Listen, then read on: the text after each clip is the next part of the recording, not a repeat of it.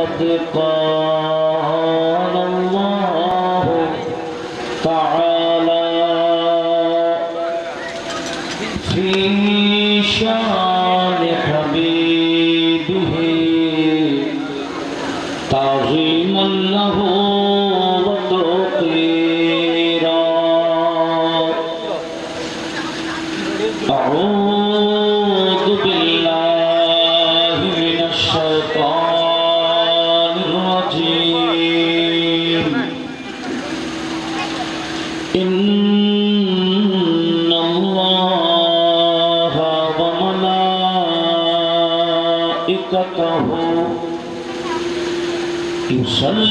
يصلون على النبي يا أيها الذين آمنوا صلوا عليه وسلموا تسليما. صلى الله على سيدنا محمد وآله وأصحابه وسلم. اللهم صل على مولانا محمد وعلى آل سيدنا. اہل سنت چاہے بیڑا پار اصحاب حضور، نجم ہے اور ناب ہے فطرت رسول اللہ کی. اللہم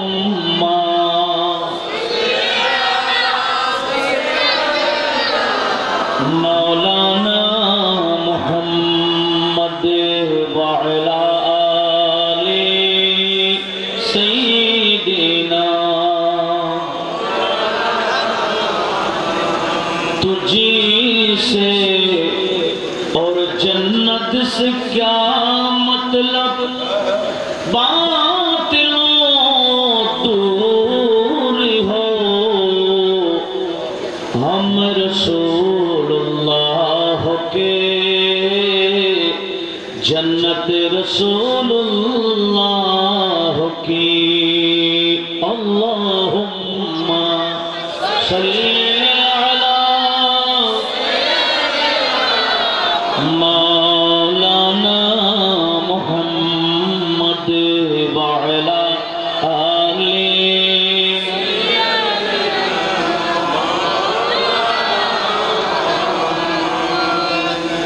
قائل ہوں میں ولیوں کا، غوث اعظم جیلانی کا. قائل ہوں میں ولیوں کا، غوث اعظم جیلانی کا. قائل ہوں میں ولیوں کا، خواجہ اجمیری کا. مانتے ہیں ہم جب دل سے، مانتے ہیں ہم جب دل سے، کہنا اعلیٰ حضرت کا. لا الہ الا اللہ، لا الہ الا اللہ، جھولے لا الہ الا اللہ. مانتے ہیں ہم جب دل سے، مانتے ہیں ہم جب دل سے، کہنا اعلیٰ حضرت کا. لا الہ الا اللہ، لا الہ الا اللہ. دونوں جہاں کا رکھوالا، تو ہی برتر تو والا. تو نے تو یہ ارشاد کیا، تو نے تو یہ ارشاد کیا کہ پیارے نبی सबसे आला ला इलाहा ला इलाहा ला इलाहा इल्लल्लाह मुहम्मदुर रसूलुल्लाह सल्लल्लाहु अलैहि वसल्लम। उपस्थित অধ্যকার চন্দনাশ পৌর এলাকার 6 নং ওয়ার্ডের আওতাধীন দক্ষিণ জোয়ারা চিহস ফকির পাড়া শাখা আলা হযরত ফাজলে বরবীর নামে স্মৃতি সংসদ এবং গৌসিয়া কমিটি বাংলাদেশ এলাকাবাসীর সার্বিক সহযোগিতায় ইমামে আলা হযরত আজিমুল বরকত রফিউদ দরজাত মুজাদ্দিদে দ্বীন মিল্লাত পরওয়ানায়ে শামঈ রিসালাত হুজুর আল্লামা ইমাম আহমদ রজা খান ফাজলে বরবী রাদিয়াল্লাহু তাআলা আনহু 103তম বার্ষিক উরসে পাক উপলক্ষে আলা হযরত কনফারেন্স 2021 আজকের অনুষ্ঠানের সম্মানিত সভাপতি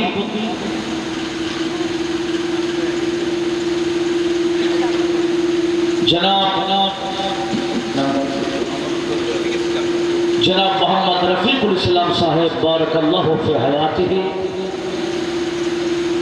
मंचे आसीन उत्तर वार्डের সম্মানিত কাউন্সিলর जनाब मोहम्मद मुर्शिद साहेब এতক্ষণ যাবত অতীব গুরুত্বপূর্ণ আলোচনা পেশ করেছেন এলাকারই কৃতি সন্তান বিশিষ্ট আলেমে দ্বীন মুফাক্কির ইসলাম লালিয়ারহাট সিনিয়র মাদ্রাসার সম্মানিত প্রভাষক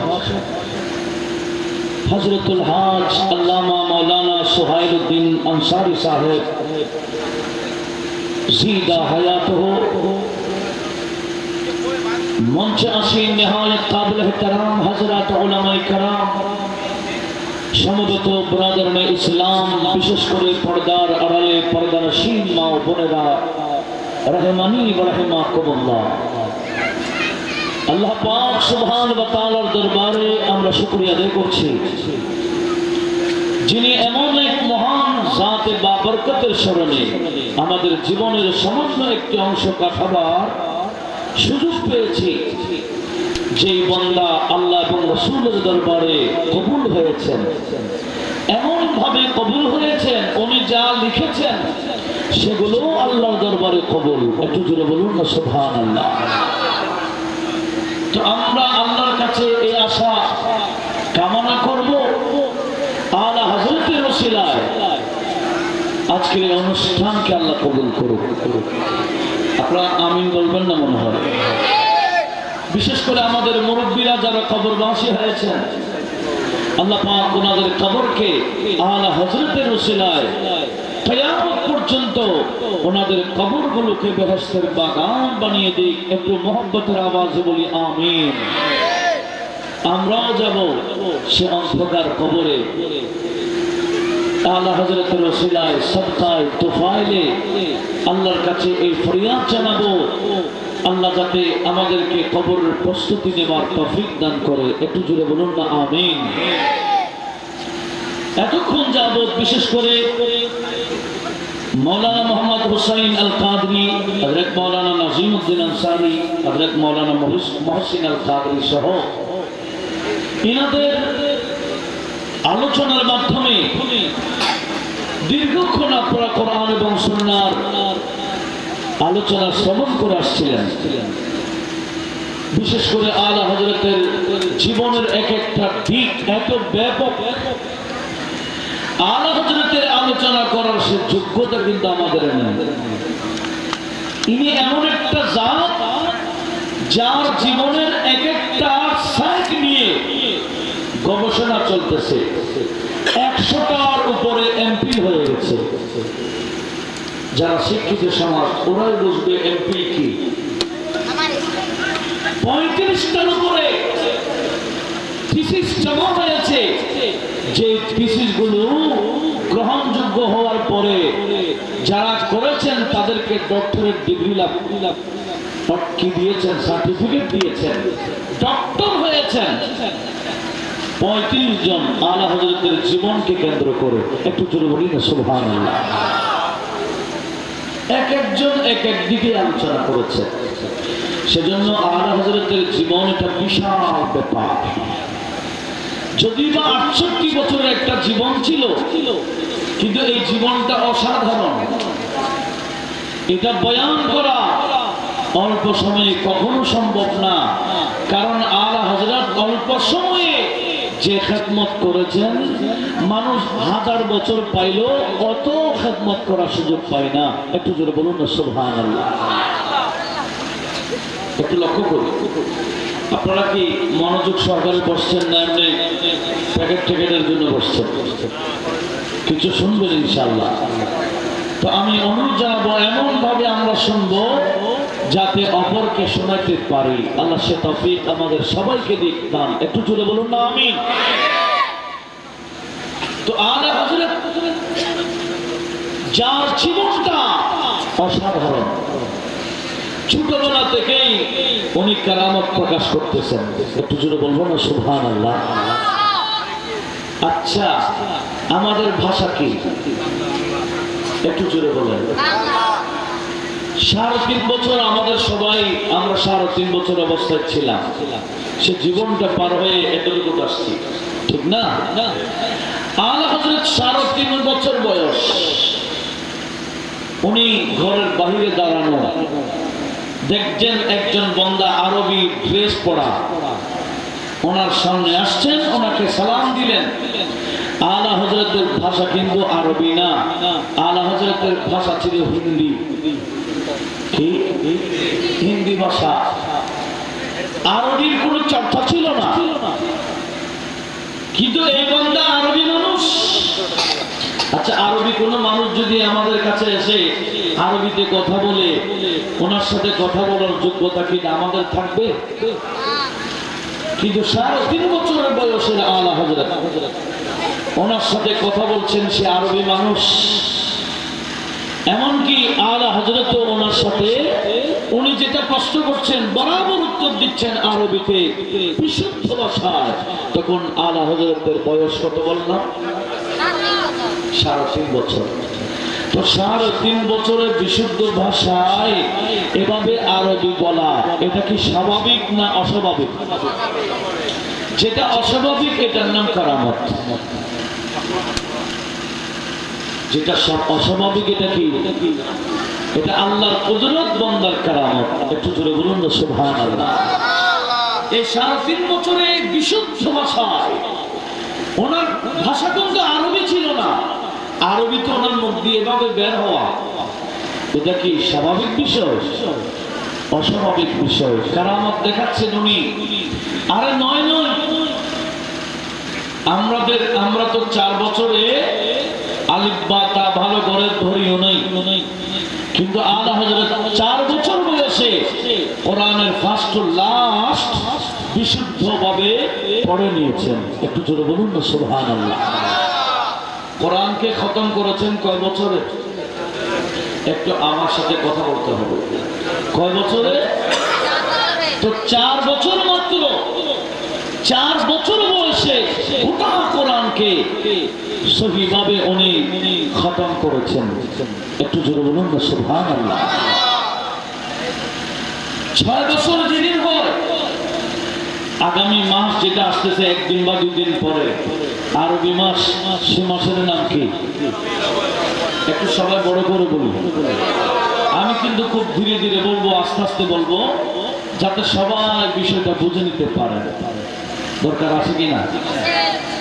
রবিউল আউয়াল মাসের 12 তারিখ ওনারা মিলাদুন নবীর অনুষ্ঠান করতেন, আমরাও করি কিনা?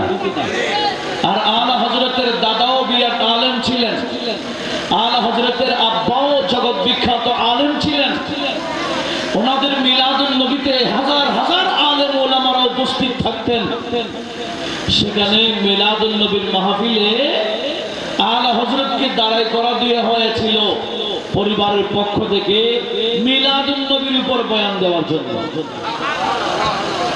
ওনার বয়স তখন কত? একটু জোরে বলেন। 6 বছর বয়স।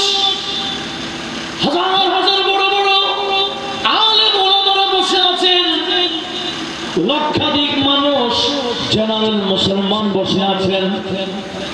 সেখানে আলা হযরত দাঁড়িয়ে গেলেন, মাত্র 6 বছরের শিশু। মিলাদুন নবীর বিষয়ে এমন ভাবে কোরআন সুন্নাহর আলোকে আলা হযরত 2 ঘন্টা লাগাতার তাকরীর করেছিলেন। বড় বড় আলেম ওলামারা অবাক হয়ে যান, হয়রান হয়ে যান এই শিশুর তাকরীর শুনে। জোরে বলুন সুবহানাল্লাহ। এখন তো শিশু বক্তা আছে, কারণ মানুষ তো এখন ইউটিউব দেখলেই মানুষ এলাকার মধ্যে ওয়াজ দাওয়াত দিয়ে ইউটিউব দেখে। কথা বলুন ঠিক কিনা? আসলে আলেম কিনা সেটা তো আর যাচাই করে না। ইউটিউবের মধ্যে এমনও বক্তা আছে যে কোন আলেম না, বাস আরেকজনের ক্যাসেট মুখস্থ করে ওয়াজ করে, এরকম না? যেমন শিশু বক্তা। আচ্ছা, শিশু বক্তা এটা যদি আলা হযরতের মতো শিশু বক্তা হতো, যার তাকরীর শুনলে আলেম ওলামারা হয়রান হয়ে যাচ্ছে। এখন তো শিশু বক্তা মানে যাকে যতটুকু মুখস্থ করেছে সে ততটুকুই বলবে। কথা বলুন ঠিক কিনা? এক লাইন নিজের থেকে বলার সুযোগ, কথা বলুন, যা মুখস্থ করেছে সেটাই বলা, আর এক লাইন নিজের থেকে বলার সে যোগ্যতা রাখে না।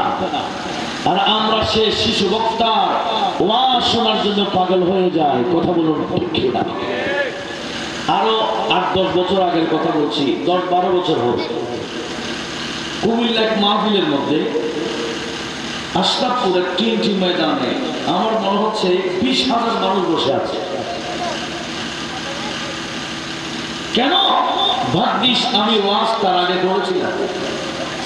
আমি 2 ঘন্টা ওয়াজ করার পরে দেখলাম শিশু বক্তা একটা নিয়ে আসছে। কি বক্তা? যাকে খুলে খুলে এনে এরকম আসনে বসে। এই শিশু বক্তার ওয়াজ শোনার জন্য হাজার হাজার মানুষ বসে আছে। তাহলে এর চেয়ে বড় মূর্খতা, চেহারতি আর হতে পারে? ওই শিশু বক্তা তো নিজের থেকে কিছু বলতে পারবে না। নিজের থেকে বলতে পারলে তখন সে তাকে বক্তা বলা যায়। সে তো মুখস্থ যা করেছে সেটাই বলবে। কথা বলুন ঠিক কিনা? কিন্তু আমার আলা হযরত কি এরকম শিশু বক্তা? কয় বছর বয়স বললাম? 6 বছর বয়সে ধারাবাহিক কোরআনের আয়াত, রাসূল পাকের অগণিত হাদিস মুখস্থ তেলাওয়াত করে করে হাজার হাজার আলেমের সামনে মিলাদুন নবীর উপর এমন ভাবে তাকরীর পেশ করেছেন, সবাই hayran হয়ে গেল আলা হযরতের ওয়াজ শোনার পরে। জোরে বলুন সুবহানাল্লাহ। তাকবীর, আল্লাহু আকবার, নারে রিসালাত, ইয়া রাসূল। দেখেন আহলে সুন্নাত ওয়াল জামাত ইমামে আলা হযরত, মারহাবা। এটা কি স্বাভাবিক না অস্বাভাবিক? 6 বছর বয়সে এভাবে তাকরীর। আরো মজার বিষয় হলো, ওই 6 বছর বয়সে একদিন আব্বা থেকে জিজ্ঞেস করেছিলেন, আব্বা বাগদাদ শরীফ কোন দিকে? কয় বছর বয়স? 6 বছর বয়সে আমাদের বাগদাদ শরীফের খবর ছিল।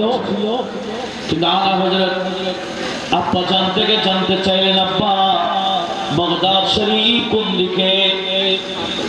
তখন আব্বাজি উত্তর দিকে দেখাই দিলেন। আর হযরত বলেন, আমার আব্বা থেকে সেদিন আমি জানতে পেরেছি বাগদাদ শরীফ আমাদের উত্তর দিকে। আমি আহমদ রাজা আমার জানা মতে উত্তর দিকে কখনো পা দিয়ে ঘুমাইনি। জোরে বলুন সুবহানাল্লাহ। কার প্রতি শ্রদ্ধা? আপনারা আমার ওয়াজ বুঝছেন না মনে হয়? কি অসুবিধা হচ্ছে আপনাদের? একটু সহযোগিতা করেন না। এখন ওয়াজ মানে তো আওয়াজ, এখন তো ওয়াজ না। ওয়াজ মানে কৌতুক, ওয়াজ মানে হাসাহাসি, ওয়াজ মানে মস্কারি, ওয়াজ মানে ঠাট্টা। যে যতই ভণ্ডামি করতে পারবে এই বর্তমান এই ভণ্ডর যুগে ওই ভণ্ডদের দাম বেশি। কথা বলুন ঠিক কিনা? একটু লক্ষ্য করুন, এই আলা হযরতের যখন কনফারেন্সে আসছি, ধারাবাহিক আমি একটা আলা হযরতের জীবনের উপর আপনাদের কিছু উপহার দিতে চাই। আপনারা কি নিতে রাজি আছেন? ইনশাআল্লাহ। আল্লাহ সবাইকে কবুল করুক। একটু বড় আওয়াজে বলুন না আমিন। কয় বছর বয়স? কোন দিকে পা দেয় না? উত্তর দিকে। কেন? উনি শুনতে পেরেছেন যে উত্তর দিকে হুজুর গৌসুল আজম শেখ আব্দুল কাদের জিলানীর মাজারে পাক। একটু জোরে বলুন না সুবহানাল্লাহ। সেই জন্য আমার গৌসে পাক ওনাকে গোটা হিন্দুস্তানে নায়েব বানিয়েছিলেন।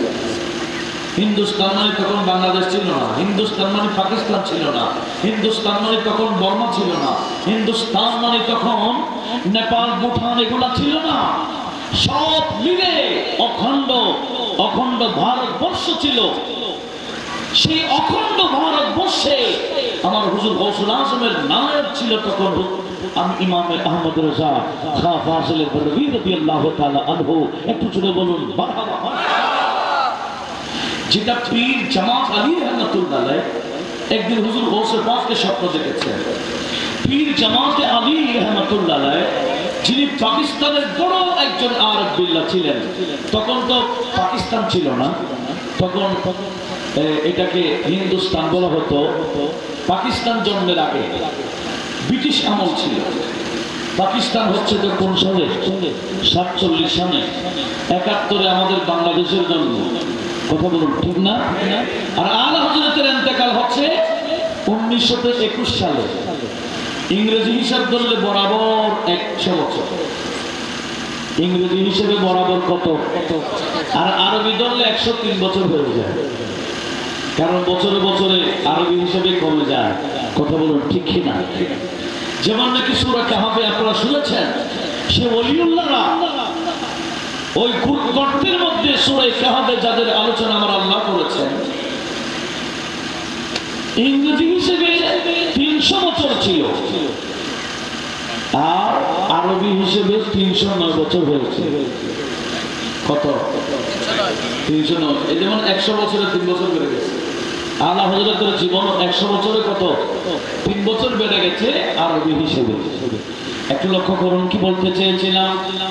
পীর জামাত আলী রহমাতুল্লাহ বয়ান করছেন, উনি বড় আরেফ বিল্লাহ, সাধারণ বান্দা ছিল না। কেমন? ওনাকে আগে পরিচয় করাই, তারপর ওনার কথাটা বলবো। ওই পীর জামাত আলী এত বড় ওলি ছিলেন। একদিন উনি ফজরের নামাজ পড়ে, এই যে রেল লাইন ছিল, রেল লাইনের মধ্যে হাতে তসবিহ গনে গনে হাঁটতেছিলেন ফজরের সকালের নামাজের পরে। আর সেদিক থেকে ইংরেজি সৈন্যরা আসছে। কি সৈন্য? ব্রিটিশ সৈন্যরা, হাতে অস্ত্র আছে। এরা মুসলমান দরবেশ হাতে তসবিহ দেখে হাত ঠাট্টা করতেছে। বলছে মাওলানা ये क्या है तुम्हारा हाथ में? তোমার হাতে এটা কি? তসবিহ দেখে ঠাট্টা করতেছে। তখন উনি উল্টা জিজ্ঞেস করছেন তোমার হাত में क्या है? এরা বলছে हमारे हाथ में बंदूक है, बंदूक। तो बंदूक से क्या करते हो? उन्हें बोलছে, ওরা বলছে बंदूक से हम मरते हैं। अच्छा तुम्हारा बंदूक से मारते हो, हमारा हाथ में क्या ये ऐसा बंदूक है जिससे मैं जिंदा करता हूँ। এরা মনে করছে মজাক ঠাট্টা করতেছে। বলে তোমাদের বন্দুক দিয়ে মারো, আর আমার হাতে কি আছে জানো? আমার হাতে এমন এক অস্ত্র আছে যেটা দিয়ে আমি জিন্দা করি। মারা কঠিন না জিন্দা করা কঠিন? হ্যাঁ, এমনি টানে দিলে তো মরে যায়, আঙ্গুল দিয়ে একটু টেনে দিলে মরে যায়, কিন্তু জিন্দা করা। এরা মনে করছে এইগুলো মজাক করতেছে। মজাক করে ও मजाक नहीं, बिल्कुल हकीकी बात बोल रहा हूं। पर देखना ये कैसा जिंदे करते हो आप? उन्हें बोलते दिखलाने के लिए पहले मरना तो होगा, पहले कुछ मार के दिखाओ।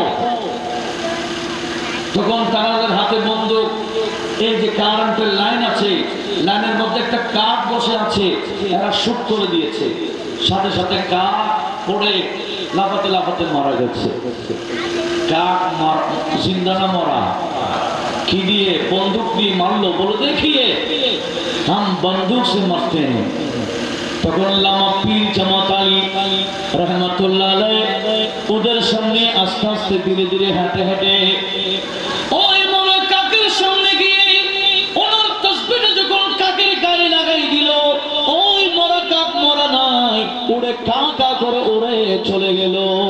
জুড়ে বলুন সুবহানাল্লাহ।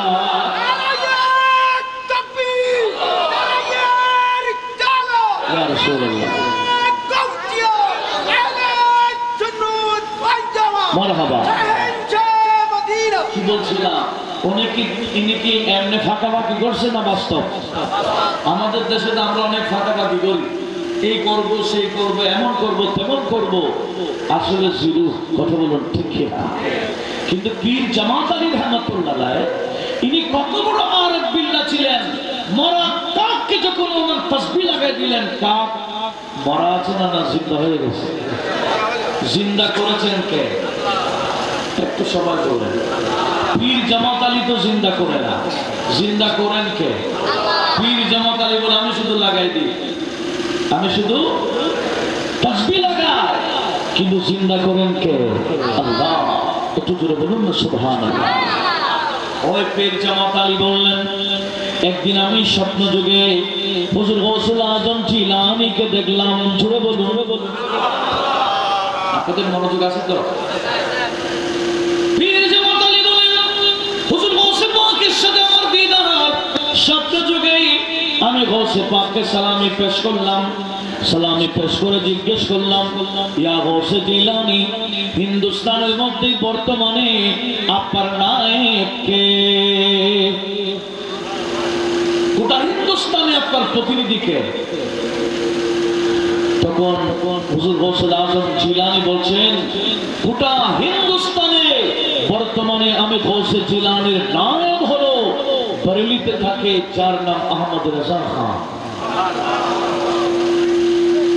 আহমদ রেজা খান আপনার নায়েব? বলে হ্যাঁ, ইনি আমি গৌসুল আজম জিলানীর নায়েব, প্রতিনিধি হিন্দুস্তানের জন্য। একটু জোরে বলুন না সুবহানাল্লাহ। একটু লক্ষ্য করুন, ঠিক একই স্বপ্ন হযরত মুহাম্মদ মিয়া শরীফপুরী রহমাতুল্লাহ আলাইহি উনিও দেখলেন। সে হুজুর গৌসে পাককে জিজ্ঞেস করলেন, হুজুর হিন্দুস্তান আপনার নায়েব কে? তখন গৌসে পাক বলেন, আমার নায়েবের নাম আহমদ রেজা খান, বরেলিতে থাকে। এই কথা শোনার পর সৈয়দ মুহাম্মদ মিয়া শরীফপুরী রহমাতুল্লাহ আলাইহি উনি বলেন, আমি আর দেরি করি নাই, গৌসে পাকের নায়েবের সাক্ষাতের জন্য আমি অনেক কষ্ট করে বরেলি শরীফে পৌঁছে গেলাম। জোরে বলুন সুবহানাল্লাহ। আমি বরেলিতে পৌঁছছি, সেখানে আলা হযরত কোথায় থাকে তত্ত্ব নিতে নিতে, ঠিকানা নিতে নিতে আমি ওনার দরবারে পৌঁছে গেছি। একটু আওয়াজ দিয়ে বলুন না সুবহানাল্লাহ। উনি বলতেছেন, আমাকে মানুষ ওনার কামরাতে ঢুকিয়ে দিলেন, আমি দূর থেকে আসছি। এই কথা শোনার পরে আমি দেখতেছি, আপনাদের খুব গভীর মনোযোগ লাগবে এটা, আমি দেখতেছি কারোর সাথে কথা বলার কোনো সুযোগ নাই। উনি ওনার হাতে কলম আছে, সামনে কাগজ আছে, লিখতেই আছে। আলা হযরতের জীবন খুললে দেখা যায় উনি গোটা দিন রাতের মধ্যে অল্প ঘুমাতেন, আর মানুষের সাক্ষাতের জন্য টাইম রুটিন ছিল, সেটা ছিল আসর টু মাগরিব। এই টাইমটা ছিল মানুষের সাক্ষাতের জন্য, আর বাকি টাইম ইবাদত আর ইবাদত, লিখা আর লিখা। একটু আওয়াজ দিয়ে বলুন না সুবহানাল্লাহ। লক্ষ্য করুন, হযরত সৈয়দ মুহাম্মদ মিয়া শরীফপুরী রহমাতুল্লাহ আলাইহি বলেন, আমি দেখতেছি আলা হযরত দীর্ঘক্ষণ লেখার পরে আমার কিছুক্ষণ চোখ বন্ধ করে কানটা এরকম করে দিয়ে রাখে, পিছন দিয়ে কানটা এরকম করে দিয়ে রাখে। আমার মনে হচ্ছে কেউ ওনাকে কানের মধ্যে বলতেছে, উনি শুনতেছে, যা শুনেছেন সেটা আবার দেখতেছে। একবার দুইবার না, বারবার আমি দেখতেছি কানেটা এরকম করে দেয়, অনেকক্ষণ পর শুনে তারপর কিন্তু কিছু দেখা যাচ্ছে না। তিনি শুনেন কি, কে ওনাকে কি বলে, এটা তো এই চোখে দেখা যাবে না। সৈয়দ মোহাম্মদ মিয়া শরীফপুরী রহমতুল্লাহ আলাইহি উনি বলেন ঘটনা কি, বাস্তবতা কি, এটা আমি দেখার জন্য আমি আমার বেলায়েতের ডাটা অন করার জন্য চেষ্টা করতেছি। একটু জোরে বলুন না সুবহানাল্লাহ। এখানে অনলাইন চলছে কিনা, লাইভ চলে না, ডাটা আছে কিনা, ডাটা চালু আছে কিনা, অনলাইন লাইভ চলতেছে। হযরত সৈয়দ মোহাম্মদ মিয়া শরীফপুরী রহমতুল্লাহ আলাইহি বলেন এই চোখ দিয়ে তো দেখা যায় না, আমি বেলায়েতের ডাটা চালু করতে হবে। উনি বলেন আমি চোখ বন্ধ করে ফেললাম, মুরাকাবা শুরু করে দিলাম। মুরাকাবা করতে করতে করতে করতে হঠাৎ দেখলাম বেলায়েতের লাইন পেয়ে গেলাম, আমার বেলায়েতের ডাটা চালু হয়ে গেল। ওলিউল্লাহরা মুরাকাবা করলে মুশাহাদা হয়ে যায়। মুশাহাদা মানে লাইভ। মুরাকাবা করলে কি দেখা যায়, লাইভ দেখা যায়। হযরত সৈয়দ মোহাম্মদ মিয়া শরীফপুরী বলেন আমি মুরাকাবা করতে করতে বেলায়েতের ডাটা অন হয়ে গেল, চালু হয়ে গেল। এবার আমি দেখতে পাচ্ছি আলা হযরত ফাযিলুর রবি কান দিয়ে কি শুনে, কে ওনাকে কি বলে, আমি এখন সরাসরি দেখতেছি। এটা সাধারণ বিষয় নয়, আমি দেখতেছি পর্দার আড়াল থেকে হায়াতুল নবী এসে আলা হযরতকে যা বলে উনি দীর্ঘক্ষণ শুনে, আর নবীজির থেকে যা শুনে ইনি সেটাই লেখেন। জোরে বলুন সুবহানাল্লাহ। আলা হযরতকে জ্ঞান দেওয়ার জন্য আমার নবীজি পর্দার আড়াল থেকে বলেন, আর আলা হযরত কান দিয়ে শুনেন, আর যা শুনেন সেগুলাই লেখেন। সেজন্য ওনার ফতোয়ার নাম দিয়েছে কি, আল আতা আন-নববিয়্যা। আলা হযরত বলে এটা আমার এলম না, আল আতা আন-নববিয়্যা এটা আমার নবীজির দান। কার দান? এখন তো নবীর দান বললে তো শিরিকের ফতোয়া আসবে, কথা বলুন ঠিক কিনা?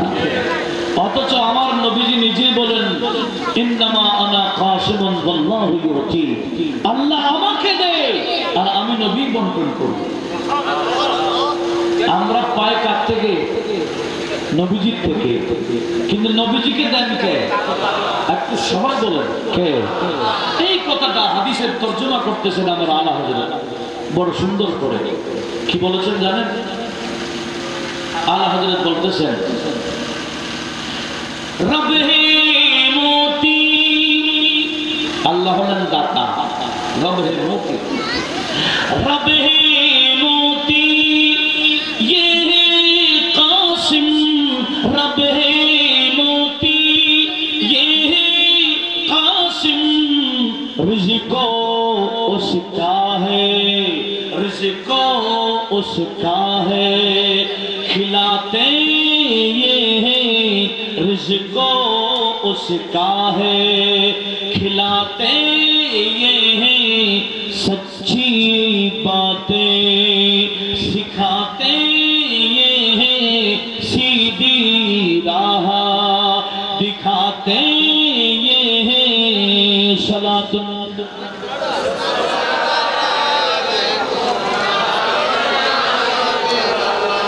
कह दो रज़ा से खुश हो खुश रहे, कह दो रज़ा से खुश हो खुश रहे, मुजदा रज़ा को, मुजदा रज़ा को सुनाते ये हैं, मुजदा रज़ा को सुनाते ये हैं, सच्ची बातें सिखाते ये हैं, सलातुनिया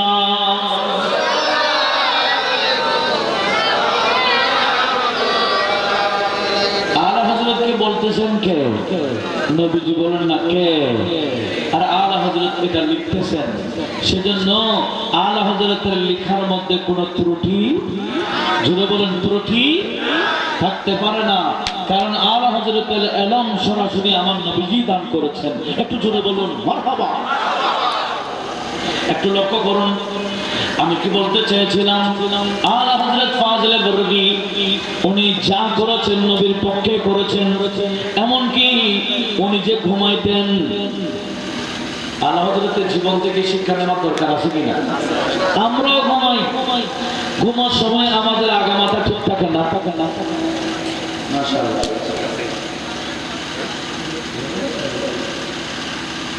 একটু লক্ষ্য করুন, আমরা ঘুমাই, আলা হযরত ঘুমাইতেন। ঘুমার মধ্যে পার্থক্য কি?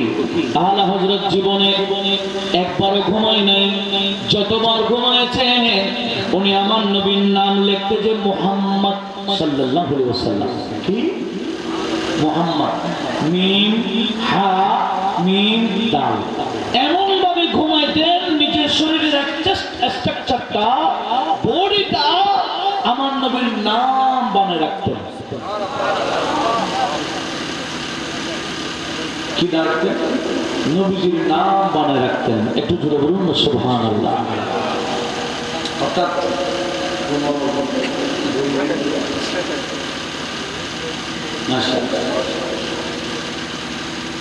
একটু লক্ষ্য করো, এই যে মিম, মাথায় ডাকে মিম বানাইতেন, মাথায় ডাকে কি মিম, আর সিনা থেকে এই পর্যন্ত এটাকে হা বানাইতেন, কোমরে ডাকে আবার মিম বানাইতেন, আর কোমর থেকে এভাবে হাঁটু সহ এভাবে দাল বানিয়ে রাখতেন। মিম হা মিম দাল বানিয়ে আমার আলা হযরত ঘুমাইতেন। যার ঘুমাতো আমার নবীর স্মরণ। একটু জোরে বলুন না সুবহানাল্লাহ। এখন তো আমরা টাকার পাগল, কিসের পাগল? আলা হযরতের কাছে কত বড় বড় অফার আসছে জানেন? তখন আলা হযরতের আমাদের এখানে কাউন্সিলর সাহেব আসছেন। আলা হযরতের এলাকার যিনি কাউন্সিলর ছিলেন উনি হিন্দু ছিল, এমনকি যার নাম পারে নাম ছিল। একদিন উনি বান্ডিল পাঠাইছেন, বান্ডিল রুপিয়ার বান্ডিল, বলে যাও আহমদ রাজা নাকি সুন্দর সুন্দর কবিতা লেখে, এই বান্ডিলটা নাও, আলা হযরতকে বলো আমি পাড়ায় নানের শানে একটা কবিতা লিখতে, আমি এটা অ্যাডভান্স দিলাম, এই বান্ডিলটা আরো অনেক বান্ডিল ওনাকে উপহার দিব। আলা হযরত যখন এই অফার পেলেন, যার কাছে এই বান্ডিলটা দেওয়া হয়েছে উনি বলেন তুমি একটু অপেক্ষা করো, বান্ডিল তোমার হাতে রাখো, আমি লিখতেছি। আলা হযরত লেখা শুরু করলেন। লিখতেছেন কি? ও কমালে হুসনে হুজুর হে, সুবহানাল্লাহ। ও কমালে হুসনে হুজুর হে के गुमाने नक़ाशे जहां नहीं, यही फूलो खार से दूर है, यही फूलो खार से दूर है, यही शम्मा है के धुआं नहीं, वो कमाले हुस्ने हुजूर है। একটু জোরে বলুন সুবহানাল্লাহ।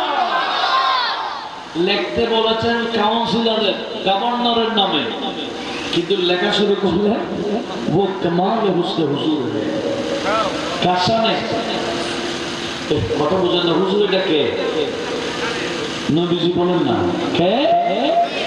টাকা পাঠাইলো নাম পাড়ায় নানের শানে লেখার জন্য, কিন্তু কলম নিয়ে নবীর শান লিখলেন, অনেক লম্বা করে নবীর শান কবিতা লেখে লাস্টে গিয়ে লিখতেছেন কারো মধ্যে আহলে দুবল রাজা, কারো মধ্যে আহলে দুবল রাজা, পড়াইছি বলা একটু জোরে বলুন না সুবহানাল্লাহ। আলা হযরত বলেন বড় মুসিবতে পড়েছি। কি মুসিবত? বান্ডিল নিয়ে আসছে, এখন তো আমরা বান্ডিল খাই দুনিয়া শেষ করে ফেলতেছি, এটা বড় মুসিবত না? আলা হযরত বলে আমার কাছে অফার আসছে, কি বড় মুসিবত? না না পারে না আমাকে শান লেখার জন্য। এখন উনি বলতেছেন কারো মাদহে আহলে দুবল রাজা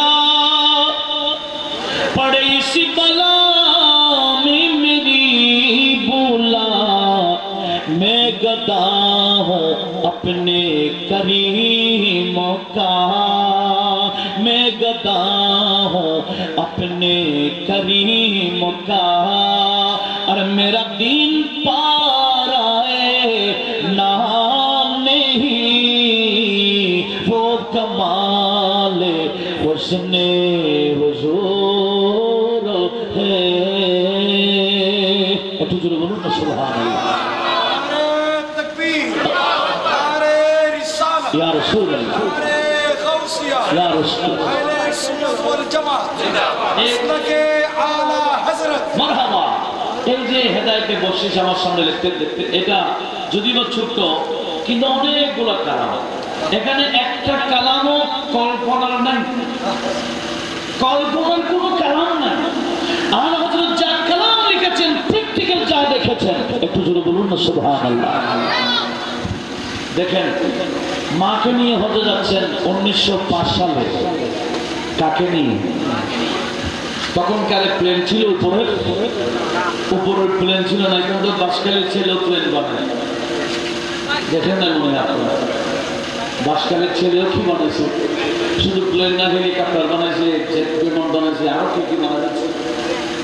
বাঙালি বুঝিত, আল্লাহ আরো দান করুন। একটু ছোট বলুন না আমিন। এটা অনেক বড় ব্রেন, এটা সাধারণ ব্যাপার না।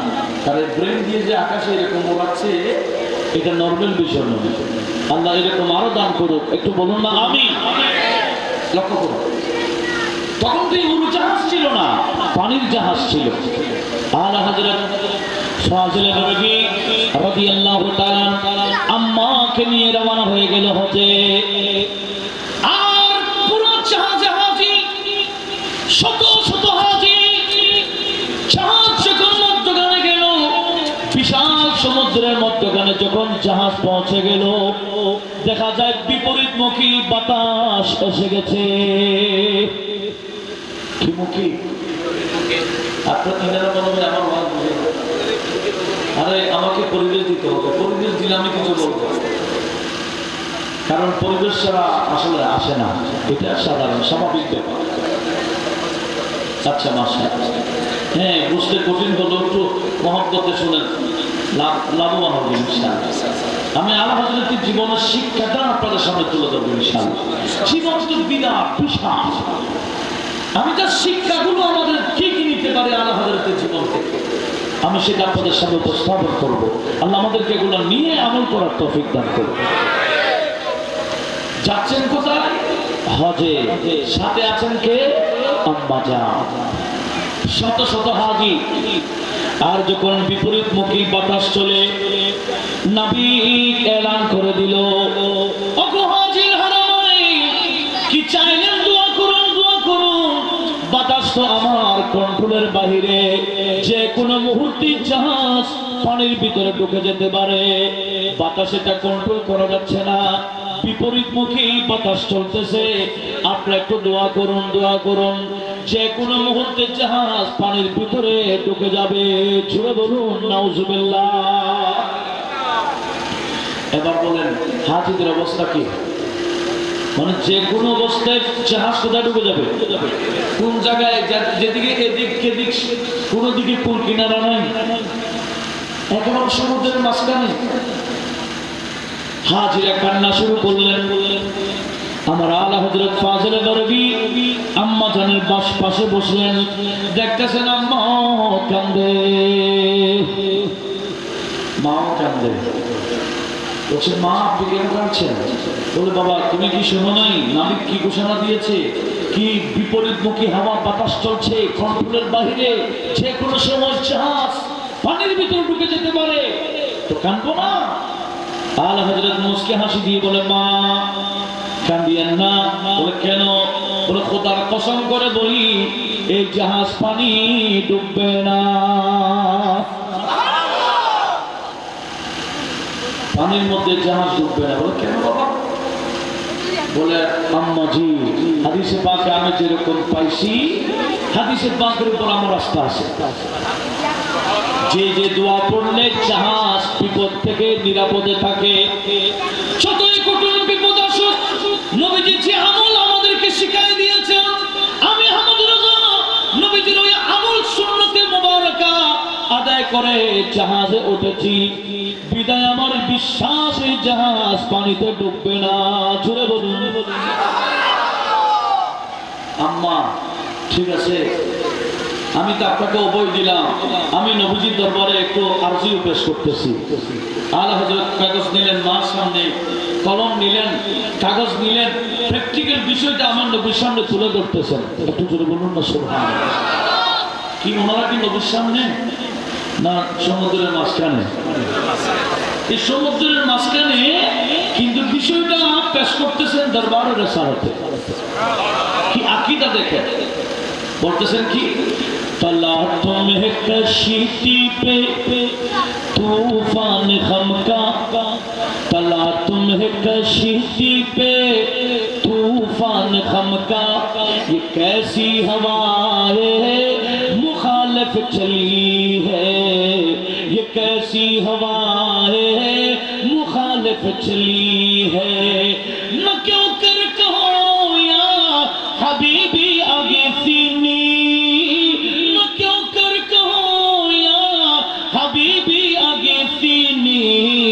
इसी नाम से हर मुसीबत टली है, इसी नाम से हर मुसीबत टली है। একটু জোরে বলুন না সুবহানাল্লাহ।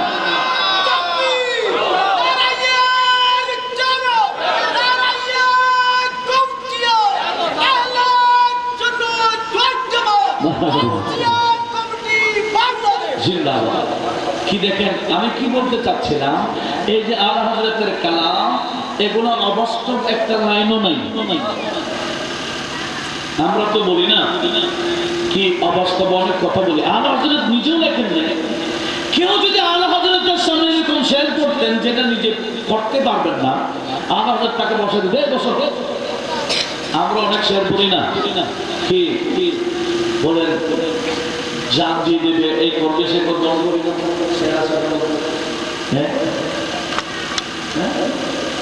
পলকে জীবন দিয়ে দেব নবী তুমি যদি চাও, আছে না? এইরকম কোন কথা যদি আমাদের সামনে পড়তো, সাথে সাথে বসে দিতে, তুমি যেটা করবে না সেটা বলবো কেন, বসো বসো।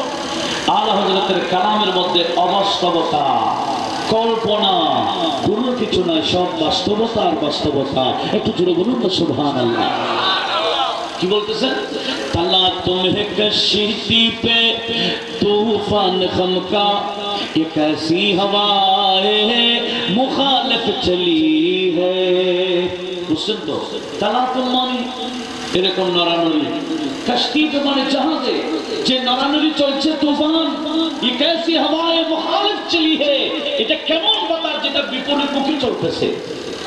আলা হযরত বলেন, ইয়া রাসূলুল্লাহ, আমি তো কিতাব লিখেছি, মুসিবতে পড়লে আপনি নবীজির থেকে সাহায্য চাওয়ার বিষয় কোরআন হাদিস দিয়ে আমি প্রমাণ দিয়েছি, এখন তো আপনার থেকে সাহায্য চাওয়ার বড় একটা সুযোগ এসে গেছে।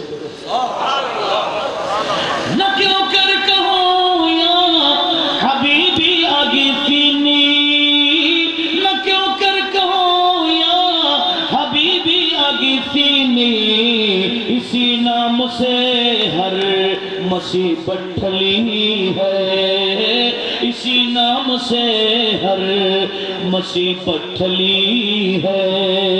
একটু জোরে বলুন না সুবহানাল্লাহ। আলা হযরত এইভাবে কালাম লিখে পাঠ করতে যান, কিছুক্ষণ পরে নবী কাবার ঘোষণা দিয়ে দিলেন, ওগো হাজিরা আল্লাহর দরবারে শুকরিয়া আদায় করেন, এখন বাতাস দেখি আমাদের অনুকূলে এসে গেল। জোরে বলুন। ওই যে মাকে বলেছেন, মা খোদার কসম জাহাজ ডুববে না। জাহাজ কি ডুবেছে? কেন? আলা হযরতের আস্থা ছিল আল্লাহ এবং রাসূলের উপর। একটু জোরে বলুন না সুবহানাল্লাহ। আমার নবীজি বলেছেন হাদিসে পাকে, এটা ইমাম বুখারী শরীফের 1035 নম্বর পৃষ্ঠাতে আসছে। সেটা কি? নবীজি বলেছেন মান রাআনি ফিল মানাম ফাসায়ারানি ফিল ইয়াকযা। কেউ যদি আমাকে স্বপ্ন দেখে অতি শীঘ্রই বাস্তবেও দেখে ফেলবে। নবীজিকে স্বপ্ন দেখলে অতি শীঘ্রই কোথায় দেখবে? বাস্তব। এই হাদিসের উপর আস্থা আছে কিনা? আলা হযরত বলেন আমার আস্থা আছে। আমি বহুবার আমার নবীকে স্বপ্ন দেখেছি, আর বাস্তবে দেখার জন্য মদিনা শরীফ চলে গেছে। কোথায় চলে গেছেন? মদিনা শরীফে।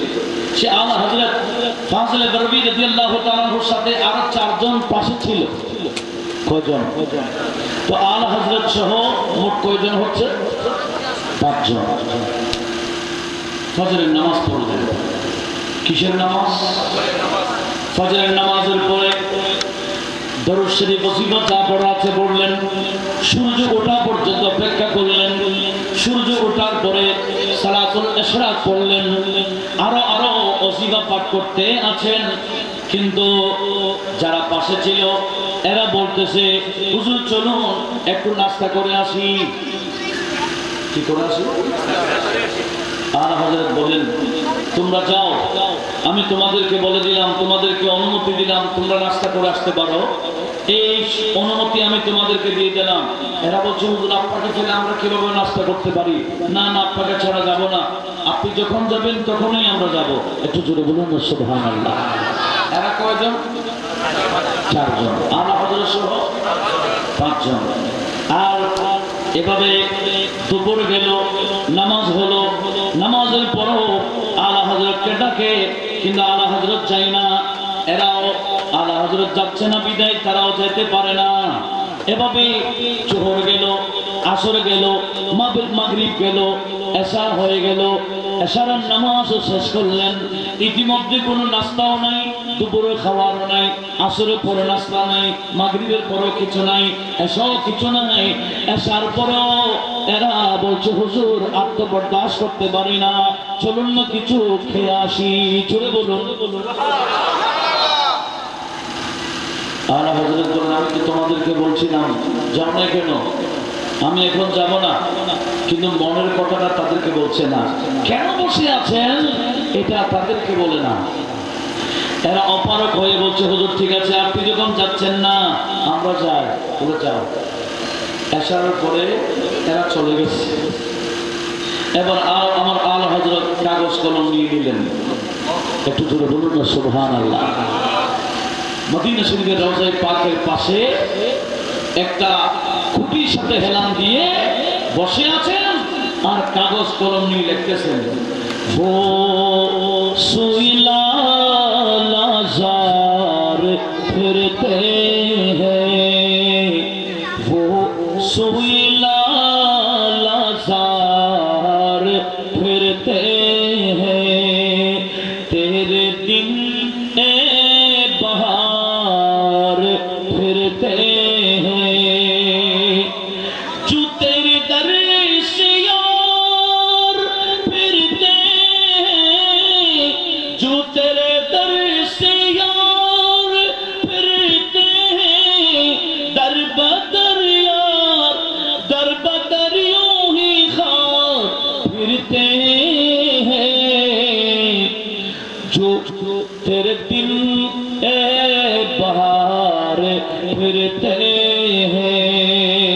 एक जोरे बोलूं ना सुभान अल्लाह। उस गली का कदम हूं मैं जिसमें, उस गली का गदा हूं मैं जिसमें, और मांगते ताजदार फिरते हैं। একটু জোরে বলুন না সুবহানাল্লাহ। এখন নড়াচড়া করতেছে, আমি এগুলো দোকানে পড়া দিচ্ছি, ডিস্টার্ব হবে, কলবের ব্লুটুথ অফ হয়ে যাবে। না মজা আপনি পাবেন না আমি পাবো। একটু ভালো করে লক্ষ্য করুন কি বলছিলাম। আপনাদের অসুবিধা হচ্ছে? একটু লক্ষ্য করুন। আলা হযরত কালাম লিখে লিখে আর বলতেছেন বলতে বলতে অনেক লম্বা কালাম, সেখানে কি বলতেছেন কি হায় গাফিল হায় গাফিল वो क्या जगह है जहां अरे गाफिल এটা কোন জায়গা আপনি বুঝে না খাইতে গেছে গা কয়জন हाय गाफिल वो क्या जगह है जहां हर पांचों जाते हैं चार फिरते हैं पांच आते हैं चार फिरते हैं अरे আমি কি জন্য বসেছিলাম তোমরা তো বুঝো নাই তোমরা তো বুঝো নাই তোমরা তো গাফেল হয়ে গেলা তোমরা তো চলে গেলা আমি কোন আশা নিয়ে বসে আছি আমি যে দিদারের জন্য বসে আছি তোমরা তো পেয়ে যেতে এই দিদার তোমরা চলে গেলে কেন এভাবে বলতে বলতে নিজেকে ছোট করে আর বলতেছে লাস্টে গিয়ে বলতেছে কোই क्या पूछे तुझसे बात रज़ा कोई क्यों पूछे तेरी बात रज़ा अरे तुझसे कुत्ते हजार फिरते हैं आला हजरत বসে আছেন সকাল থেকে দুপুর গেল আসর গেল মাগরিব গেল এশা চলে গেল যে উদ্দেশ্যে বসে আছেন উদ্দেশ্যতে সফলতা হচ্ছে না উদ্দেশ্য হলো হাদিসে পাক সামনে নিয়ে সেটা কি আমি তো নবীজিকে স্বপ্ন দেখেছিলাম এখনো তো জাগ্রত অবস্থায় দেখি নাই মদিনা শরীফ আসছি সে মদিনা ওয়ালা সরকারকে দেখবো আমি নবীকে দেখার জন্য বসে আছি নবীকে দেখার জন্য বসে আছি বলে কালামটা পড়তেছে আর নিজেকে ছোট করে বলতেছে আহমদ রেজা কেন বা তুমি বসে আছো কার জন্য বসে আছো কি জন্য বসে আছো তোমাকে কে বা জিজ্ঞেস করে তোমাকে এত গণার দরকার কি তোমাকে এত পাত্তা দেওয়ার দরকার কি তোমার মতো আহমদ রেজা তোমার মতো নবীর গোলাম তোমার মতো নবীর কুকুর এরকম হাজার হাজার ঘুরে তোমাকে এত পাত্তা দেওয়ার দরকার কি নিজেকে মন ছোট করে যখন কালামটা পরিবেশন করছে এই কালাম কেঁদে কেঁদে পরিবেশন করা শেষ হতে দেন নাই থেকে যায় দয়াল নবী রোজে মুবারক থেকে উঠে আমার আলা হযরতকে সরাসরি দিদার দিয়ে দিলেন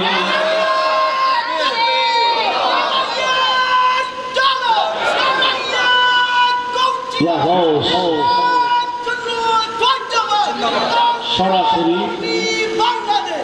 আমার নবীজি রোজে পাক থেকে উঠতে পারে কি পারে না একটু জোরে বলেন পারে কি পারে না নবী মরানা জিন্দা সবাই বলেন একটু জোরে বলেন নবী মরানা মরানা জিন্দা কেমন नारे तकबीर नारे रिसालत नारे गौसिया हयातुन नबी जिंदा जिंदा नबी जिंदा নবীজি কেমন জিন্দা আর হযরত কি বলেছেন একটু শোনার দরকার আছে একটু জোরে বলেন না আছে কিনা এই কিতাবের 372 নম্বর পৃষ্ঠা থেকে আমি আপনাদেরকে শোনাচ্ছি নবী কিরকম জিন্দা এমনি তো আলা হযরত কসম করে বলেছেন তু জিন্দা হে বান্দা তু জিন্দা হে বান্দা ইয়া রাসূলুল্লাহ আপনি জিন্দা আমি এমনি বলবো না খোদার কসম করে বলবো খোদার কসম করে বলছেন নবী মরানা জিন্দা শুধু আমাদের নবীর বিষয় না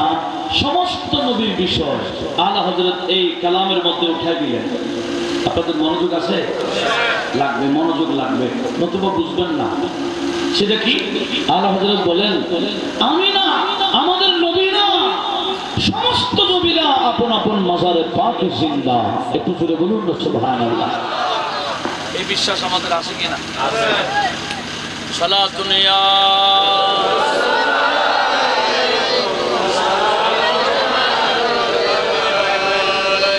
তু জিন্দা হে বল্লা তু জিন্দা হে বল্লা मेरे चश्मे आलम से चुप जाने वाले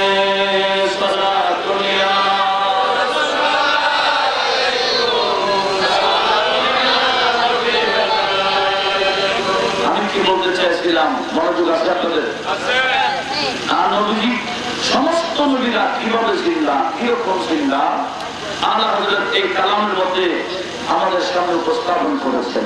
একটু করে বলি না সুবহানাল্লাহ। আওয়াজ ঠিক হবে নাকি এরকম থাকবে? আচ্ছা ঠিক করতেছেন না? আচ্ছা তো ঠিক করেন। আল্লাহুম্মা সাল্লি আলা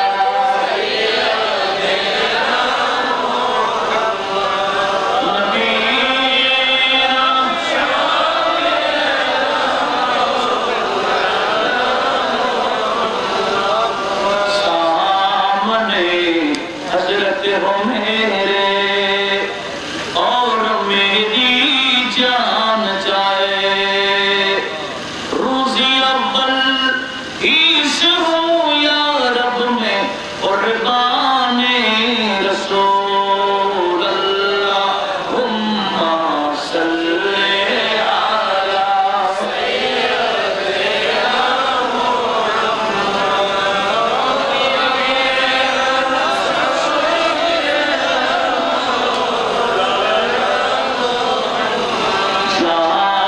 तुझ में आएगी बेचाने पड़ना ते लगी हक तआला खुद ही पढ़ता ना ते दर्शाने रसूल अल्लाहुम्मा सल्ली अला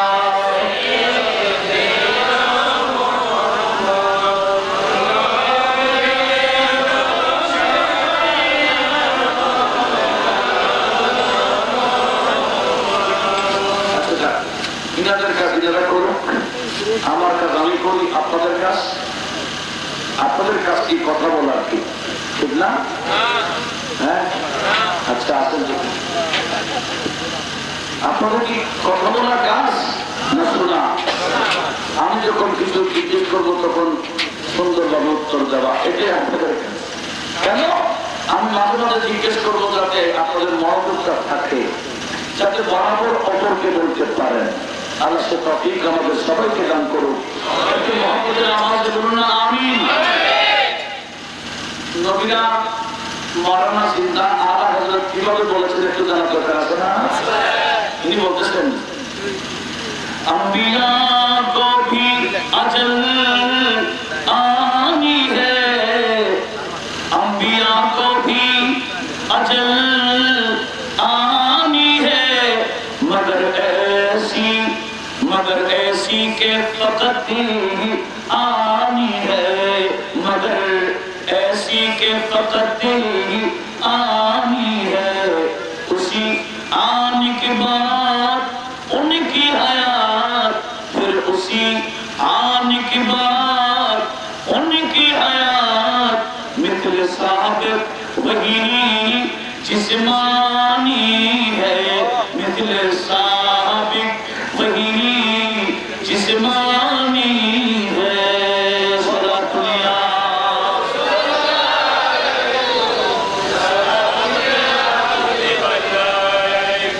अंबिया को भी अजल आनी है, अंबिया को भी अजल आनी है, मगर ऐसी के फकत आनी है, मगर ऐसी के फकत आनी है, फिर उसी आने के बाद उनकी हयात, फिर उसी आने के बाद उनकी हयात मिथल साबिक वही जिस्मानी है। আপনাদের এদিকে খেয়াল রাখেন, ওদিকে খেয়াল। আমি তো আগে বলছিলাম যার কাজ কেউ করুক, ওই বন্দার কাজ ওই বন্দা করবে, আমার কাজ আমি করেছি, আপনাদের কাজ কিন্তু আপনারা করেন নাই। আপনাদের কাজ ছিল আমার দিকে, আপনারা ছিলেন মেরামতের দিকে। আমি সিঁড়ি মেরাম মানে কি সিঁড়ি, আমি আবার উল্টা বলি না, এটা সিঁড়িটাকে আরো কিছু মেরাম বলে। একটু খেয়াল করেন কি বলছিলাম, আলা হযরত আম্বিয়া কো ভি আজল আনি है, সমস্ত নবীদের মওত আসবে, নবীরা মারা যাবে, তবে আমাদের মতো না। কিরকম? মগর ऐसे के फकत आनी है নবীদের মতটা কিছুক্ষণের জন্য। এটা বুঝলে আকিদা বুঝে ফেলবেন। এটা এমন ভাবে বুঝবেন যাতে আল্লাহ হযরতের আকিদার উপর আমরা মজবুত থাকতে পারি। আমিন। আল্লাহ সে তৌফিক দান করুন। আমিন। কি বলেছেন? সমস্ত নবীদের মত আসে, আমাদের নবীও মারা গেছেন, তবে কতক্ষণ বলে আমি হ্যাঁ কিছুক্ষণ। আমাদের মতটা মতে আবাদি, আর নবীজির মতটা মতে আমি কিছুক্ষণের জন্য।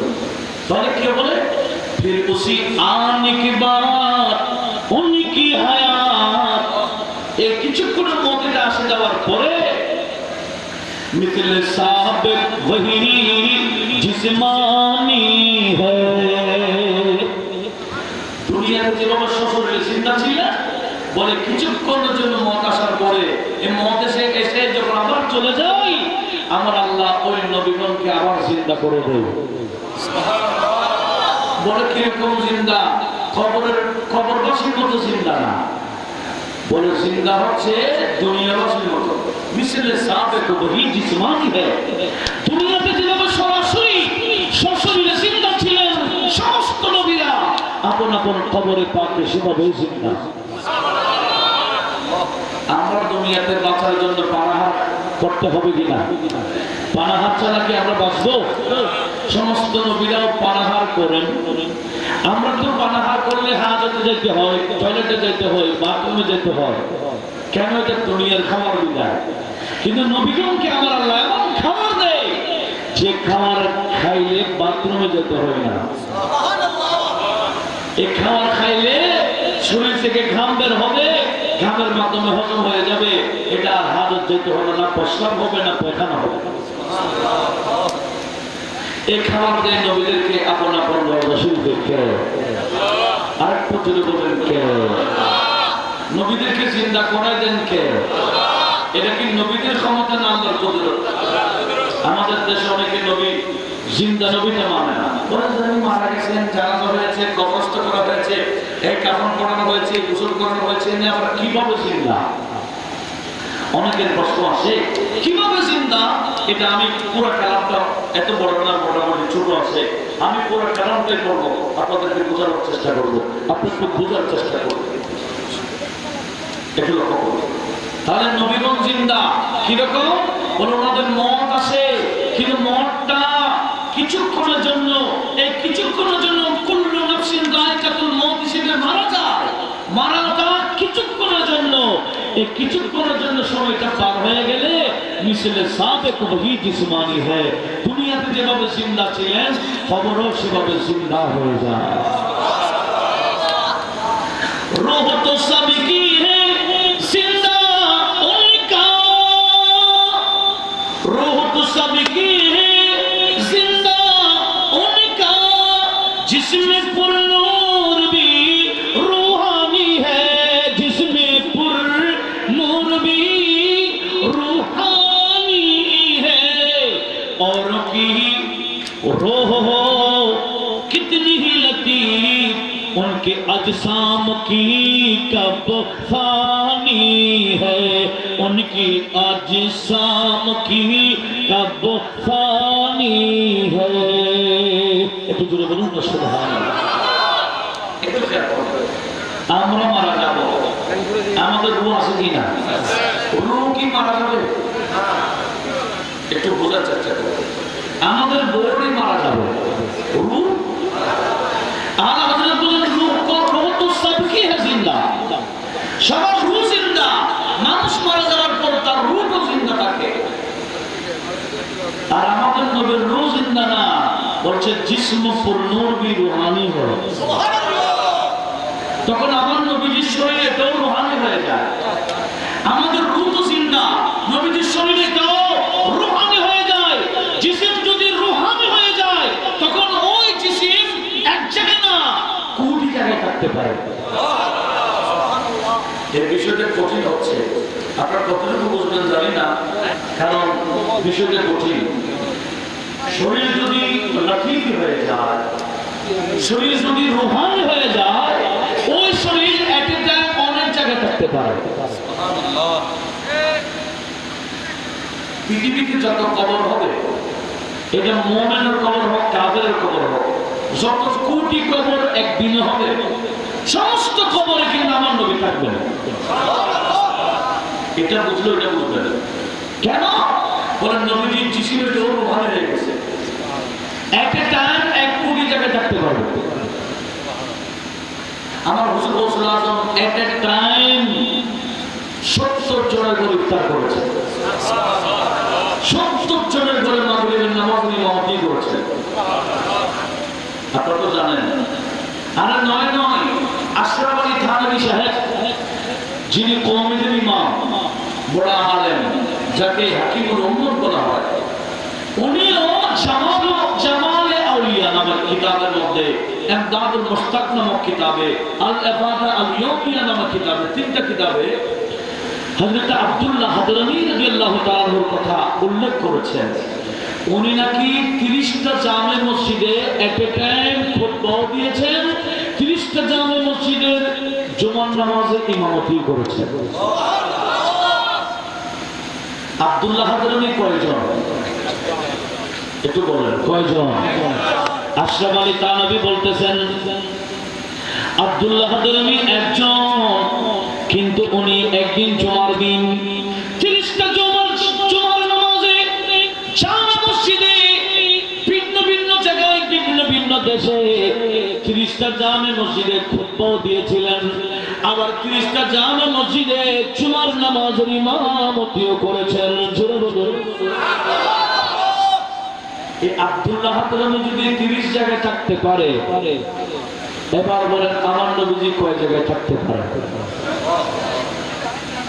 কেন? বলে জিসিম যদি রুহানি হয়ে যায়, তখন জিসমে রুহানি সেটা যে কোনো জায়গায় এট এ টাইম সব জায়গায় থাকতে পারে। একটু আওয়াজ দিয়ে বলুন না সুবহানাল্লাহ। সেই কথা আমার আল্লাহ হযরত বলে আমাদের রূহ তো মরবে না, আর আমার নবীর রূহ না, নবীর শরীর তো রূহ হয়ে যায়, নবীর জিসিম সহ কি হয়ে যায়? রূহ হয়ে যায়। বলে অন্যজনের রূহ এটা কতই লতিফ হতে পারে, কিন্তু আমার নবীর শরীরের পাকের কোনো কি তুলনা আছে? নাই। বলেন আছে? এই কথাটাকে আলা হযরত কালামে এইভাবে বলতেছে, রূহ তো সবকি है जिंदा उनका जिसमें पुरनूर भी रूहानी है, जिसमें पुरनूर भी रूहानी है, औरों की रूह को कितनी है लतीफ, उनकी अजिसाम की कब्बो फानी है। একটু জোরে বলুন না সুবহানাল্লাহ। पाँव जिस खाक पे रख दी वो भी, पाँव जिस खाक पे रख दी वो भी रूह है, पाक है और नूरानी है, रूह है, पाक है और नूरानी है, और उसकी अज़वाज को जायज़ ही निकाह उसका तरका बटे जो फानी है। একটু জোরে বলুন না সুবহানাল্লাহ। বুঝেন নাই? আলেম উলামা বুঝতে খবর আছে। আল্লাহ হযরত কি বলতেছেন? বলে আমার নবী কি রকম জিন্দা জানো? নবীজির পা যে জায়গায় রাখে জায়গা সহ জিন্দা। সুবহানাল্লাহ।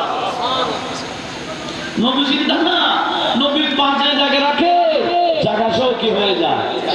জিন্দা হয়ে যায়। এটা পবিত্র হয়ে যায়, নূরানি হয়ে যায়। মদিনাকে মুনাওয়ারা বলেন না, মদিনা মুনাওয়ারা নূরানি শহর। কেন? ওর নবীজির পায়ের বদৌলতে। কথা বলুন ঠিক কিনা? তো আলা হযরত বলছেন আমরা মারা যাব, আমাদের ভাইরা মারা গেছেন, আমরা সবাই মারা যাব। শরীয়তের ফয়সালা কি? যিনি মারা যায় ওনার স্ত্রী যদি থাকে, শরীয়তের ফয়সালা হলো স্ত্রী 4 মাস 10 দিন ইদ্দত পালন করবে, অন্য জায়গায় বিয়ে নিতে পারবে না। মনোযোগ আছে? মানুষ মারা গেলে তার স্ত্রী কি পরের দিন বা এক সপ্তাহ পর অন্য জায়গায় বিয়ে দেওয়া যাবে? যাবে না। কয়দিন অপেক্ষা করতে হবে? 4 মাস 10 দিন। 4 মাস 10 দিন পরে ওই স্ত্রীকে অন্য জায়গায় বিয়ে দেওয়া যাবে। কেন? মানুষ এটা মারা গেছে, ফানা হয়ে গেছে। উনি মারা যাওয়ার পরে ওনার জায়গায় জমিন বন্টন হয়। বিষয়টা একটু খেয়াল করে। আমরা মারা গেলে আমাদের জায়গা জমিন বন্টন হয়ে যাবে, আপনারা মারা গেলে আপনাদের জায়গা জমিন বন্টন হয়ে যাবে। তবে শরীয়তের ফয়সালা দেখেন, নবী বলেন আমি মারা যাব কিন্তু আমার স্ত্রী কাউকে বিয়ে দেওয়া যাবে না। নবীর স্ত্রী কাউকে বিয়ে দেওয়া, আমার নবীর স্ত্রী কেউ বিয়ে করতে পারবে না। নবীজির ইন্তেকালের পরে নবীজির সম্পত্তিও বন্টন করা যাবে না। জোরে বলুন সুবহানাল্লাহ।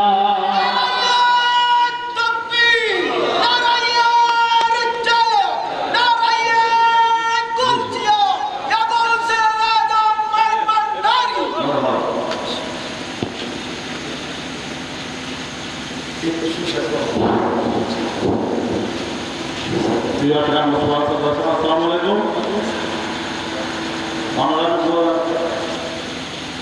সংবাদ হলে যে লোক ভণ্ডারী শাহজাদানি ইন্তেকালিয়া বাদ আসর জানা যাবো আমরা যারা তুমি যাবে এই আগু আছে আমরা যাবের ব্যবস্থা হবো আর সকাল আসর বাদ আসর যদি জানা যাবে খবর জানানো হবে।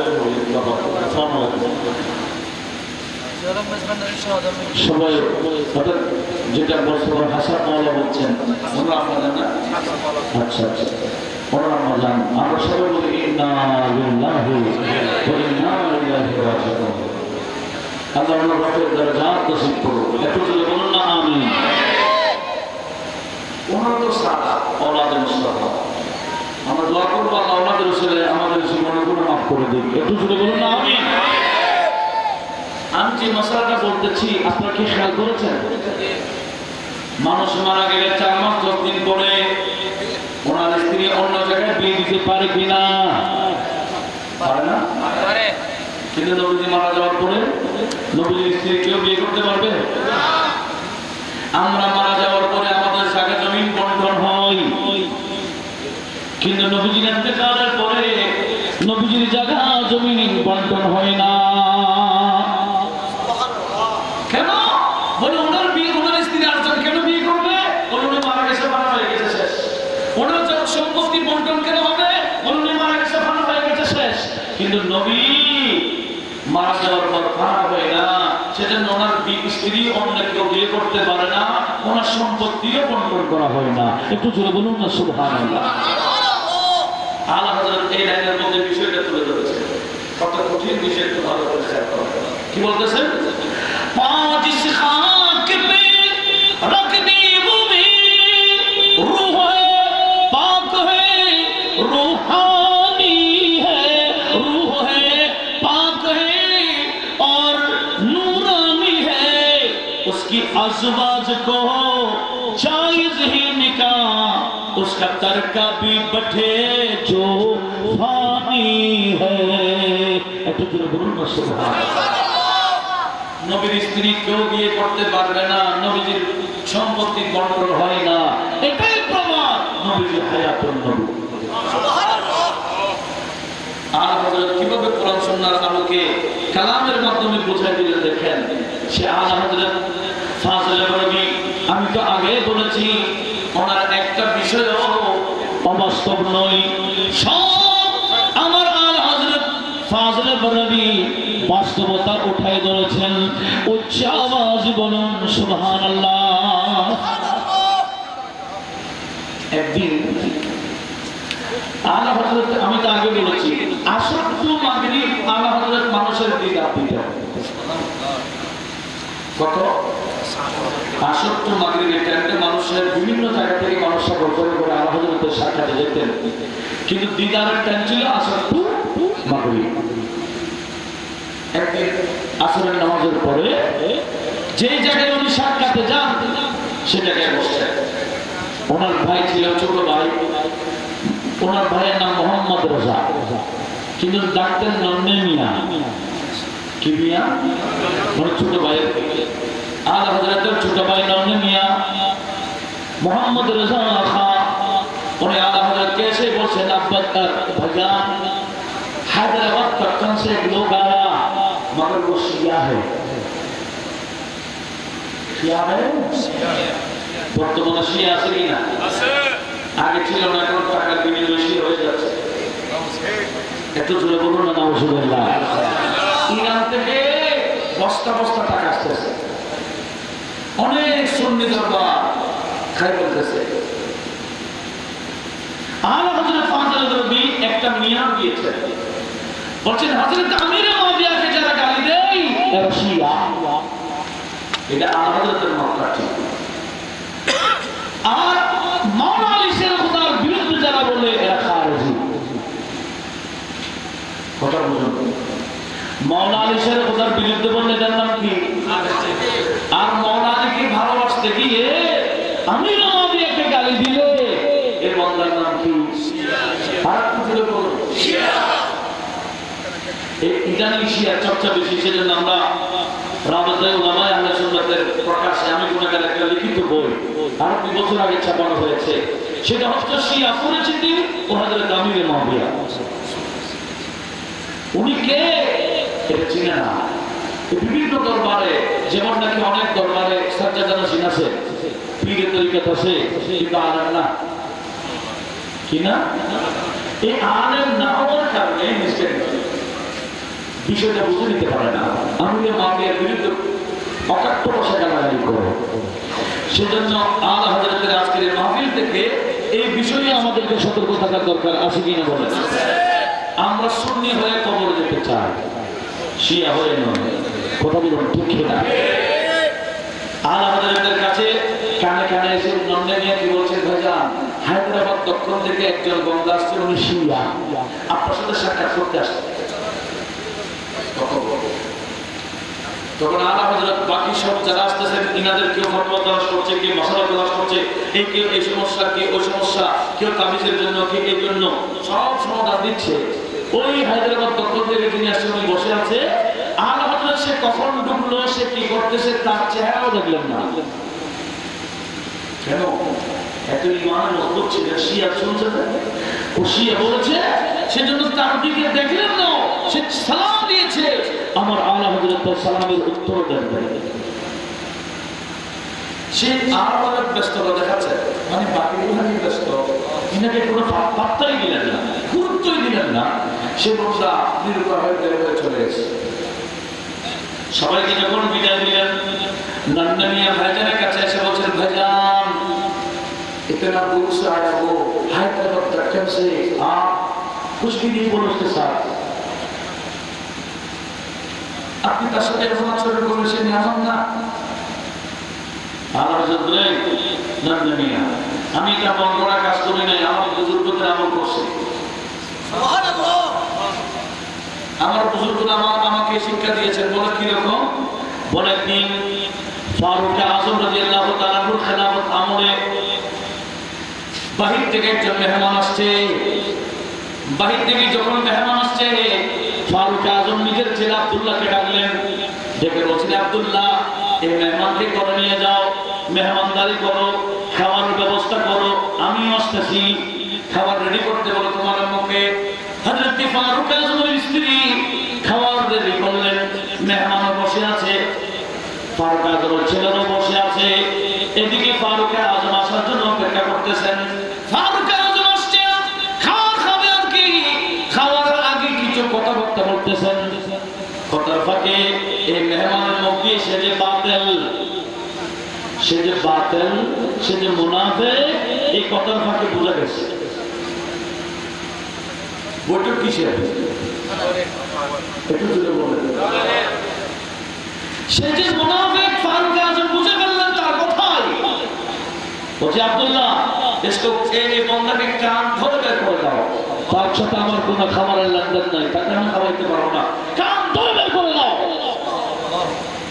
কোনো বাতিলকে আমি খাওয়াবো না একটু জোরে বলুন সুবহানাল্লাহ কারণ উনি ছিলেন আশিফাউ আলাল কুফার সেজন্য আলা হযরত বলেন দুশমনে احمد پہ شدت کیجئے ملحدوں سے کیا مروت کیجئے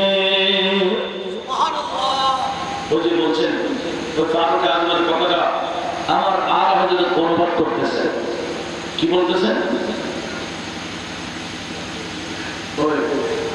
শিরক টহরে জিসমে তাগীম হাবিব একটু জোরে বলুন না সুবহানাল্লাহ শিরক টহরে জিসমে তাগীম হাবিব اس برے مذہبوں پہ لعنت کیجئے اس برے مذہبوں پہ لعنت کیجئے صلاۃ یا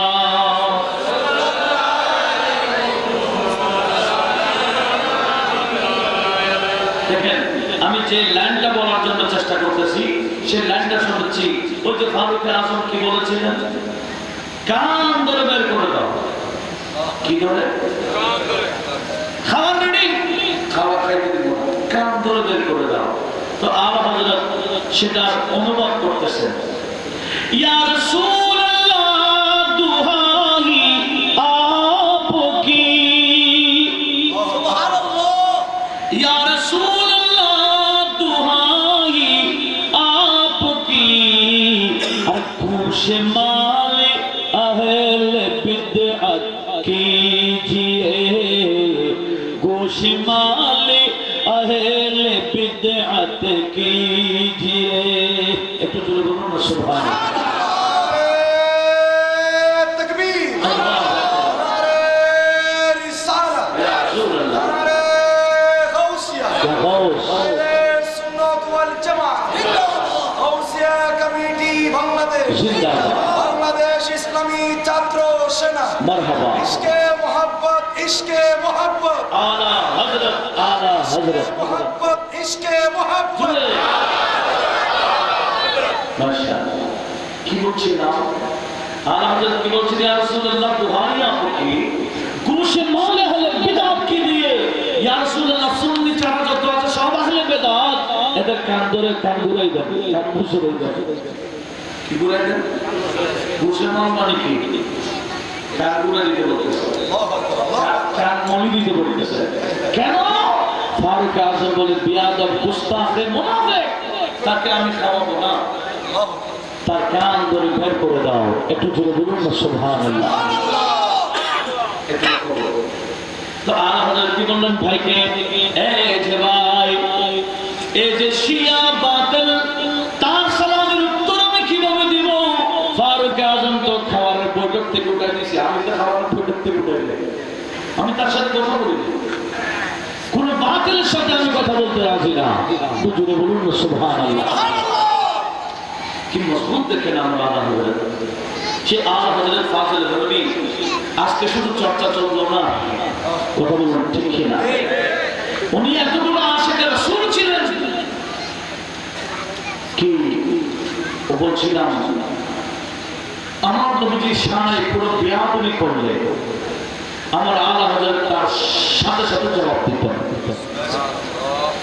আর এই জবাব দেওয়ার জন্য সে কোনো মশলা কঠিন হোক না কেন আমি তো আগে বলেছি আলা হযরতকে শিখাই দিতেন আমার দয়াল নবীজি একটু জোরে বলুন না সুবহানাল্লাহ এমনকি আপনারা শুনলে অবাক হবেন আলা হযরত এক সময় অসুস্থ হয়ে গেলেন কি হয়ে গেলেন লিখতে লিখতে রাত্রি দেখে লিখতে লিখতে পড়তে পড়তে অসুস্থ হয়ে গেলেন ডাক্তার বলছে আপনাকে বেড রেস্টে যেতে হবে কোন রেস্ট ওনার ছেলেরা কি করলেন ওনার ছেলেরা একটা জায়গায় মানে বাগান বাড়ি এরকম একটা জায়গা যেখানে চতুর্দিকে বাগান সেখানে ফাটা দিচ্ছে ওরা আপনাকে ওখানে রেস্টে করতে হবে কিন্তু আলা হযরত যেখানে বিভিন্ন দেশ থেকে ফতোয়া সেখানে ফতোয়া তারা সত্য আলা হযরতের কাছে আলা হযরত গেলেন বেড রেস্টে যিনি গিয়েছেন উনি বলতেছেন আমি অনেক দূর থেকে আসছি বেরেলিতে কিন্তু বেরেলি শরীফে আলা হযরত নাই খবর নিলাম কোথায় বলে অনেক দূরে একটা বাগান বাড়িতে চলে গেছেন রাস্তে। আমি খবর নিতে নিতে সেখানে পৌঁছে গেলাম মাগরিবের আগে। বাইরে দেখলাম খাদেম অপেক্ষা করতেছে, দারওয়ানি করতেছে। আমি কি বললাম, আমি হুজুরের সাথে সাক্ষাৎ করতে আসছি অনেক দূর থেকে, আমি বেরেলিতে গিয়েছি, ওনাকে পাইনি, এখানে আসছি, একটু আমাকে অনুমতি দেন, আমি ওখানে ঢুকবো। বলে এই কথা ঢুকতে পারবেন না, আমাদের রাস্তায় আছে। বলে ঢুকবো না, না ঢুকবো, আপনি একটু খবর দিয়ে বলেন আমাকে হুজুরের চিনা, আমার নাম বলবেন, ও আমার নামটা আপনি ভিতরে গিয়ে আলাহাদেরকে বলবেন, হুজুর যদি অনুমতি দেন তখন আমি ঢুকবো। খাদেম গেলেন আলাহাদের কাছে, আলাহাদের কাছে গিয়ে হুজুর অমুক জায়গা থেকে অমুক আসছে, আপনার সাক্ষাৎ। আচ্ছা বলো, ঢুকতে দাও, এত দূর থেকে আসছে, বাড়ি থেকে বাইরে চলে যাবেন, ঢুকতে দাও। ঢুকলেন, ঢুকার পর দেখলেন মাগরিবের টাইম হলো। মাগরিবের টাইমের সাথে সাথে দেখলাম তিনজন বান্দা জগৎ বিখ্যাত আলা ঢুকলেন। একজন আলা হযরতের ছেলে, আলা হযরতের মেজো ছেলে, যার নাম মুস্তাফা রাজা, যাকে মুফতি আজম হিন্দ বলা হয়। জোরে বলুন সুবহানাল্লাহ। উনি ঢুকলেন। পরপর হযরতে ওই বাহার শরীয়তের যিনি লেখক, 16 খণ্ডের যিনি বাহার শরীয়ত লিখেছেন, ওই মুফতি আমজাদ আলী খান, আমজাদ আলী সাহেব রহমতুল্লাহ আলাইহি, উনি ঢুকলেন। আবার মুনাজির আজম আল্লামা হাসমত আলী রহমতুল্লাহ, উনি ঢুকলেন। কয়জন ঢুকলেন? জগৎ বিখ্যাত বড় বড় তিনজন আলেম ঢুকলেন। সবাইকে নিয়ে আলা হযরত জামাত পড়লেন। একটু জোরে বলুন সুবহানাল্লাহ। জামাতের পরে সুন্নাত ওয়াজিব যা পড়া আছে পড়ে আলা হযরত শুয়ে গেলেন। শোয়ার পরে দেখলাম উনি বলতেছেন, শোয়ার পরে বলছে ওই বাক্সটা নাও। বাক্সটা নিলেন, দেখতেছে সব প্রশ্ন আর প্রশ্ন, বিভিন্ন দেশ থেকে আসছে, বিভিন্ন জায়গা থেকে, বিভিন্ন ফতোয়া তালাশ করছে। কি তালাশ? বলে কয়টা কোন? দেখতেছে 29টা ফতোয়া তালাশ করা হয়েছে। আচ্ছা গেছেন কি জন্য? একটু বলুন না, রেস্ট আছে? আর আমাদের বলে এটা রেস্টের জায়গা না। এ রাজা हर काम का एक वक्त है, ए रज़ा हर काम का एक वक्त है, ए रज़ा हर काम का एक वक्त है, दिल को भी आराम हो ही जाएगा, जाएगा, हाँ जाएगा, हाँ जाएगा, दिल को भी आराम हो ही जाएगा, दिल को भी आराम हो ही जाएगा।